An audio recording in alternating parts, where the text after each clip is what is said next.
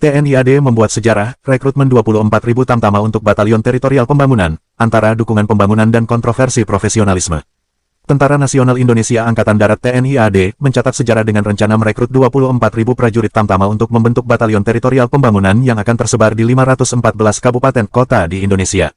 Kepala Dinas Penerangan TNI AD Kadispenat Brigjen Wahyu Yudayana menegaskan bahwa rekrutmen ini mendukung fungsi teritorial TNI, yang tidak hanya berfokus pada kemampuan tempur, tetapi juga sebagai enabler pembangunan nasional, seperti ketahanan pangan, pelayanan kesehatan, pertanian, dan peternakan. Setiap batalion akan memiliki kompi khusus untuk menjawab kebutuhan masyarakat, seperti kompi pertanian, peternakan, medis, dan ZENI, yang diharapkan dapat memperkuat ketahanan wilayah dan mendekatkan TNI dengan masyarakat, terutama di daerah terpencil. Langkah ini dipandang sebagai wujud komitmen TNI AD dalam mendukung stabilitas dan pembangunan nasional, sejalan dengan Doktrin Pertahanan Negara 2023, serta menunjukkan animo tinggi masyarakat dengan lebih dari 107.000 pendaftar pada tahun ini.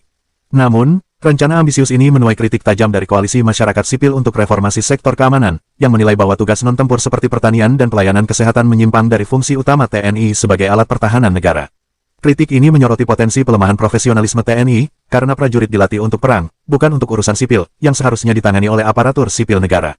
Koalisi menilai langkah ini melanggar semangat reformasi TNI dan UUD 1945, yang menegaskan pemisahan tegas antara urusan sipil dan militer, serta berpotensi tumpang tindih dengan fungsi satuan teritorial seperti Kodim dan Koramil. DPR juga menyuarakan kekhawatiran soal pemborosan anggaran dan perlunya evaluasi mendalam oleh TNI, Kementerian Pertahanan, dan Kementerian Keuangan untuk memastikan rencana ini selaras dengan prioritas nasional dan prinsip tata kelola yang baik.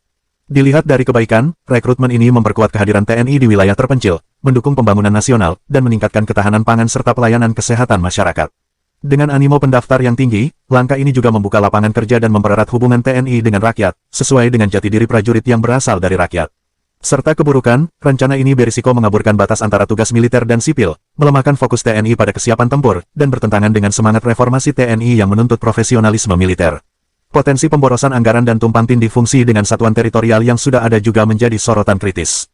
Jika kamu tidak mengikuti Marvin News, kamu mungkin tidak akan pernah melihat kami lagi. Jika sudah, selamat kamu mendapatkan informasi terbaru setiap hari.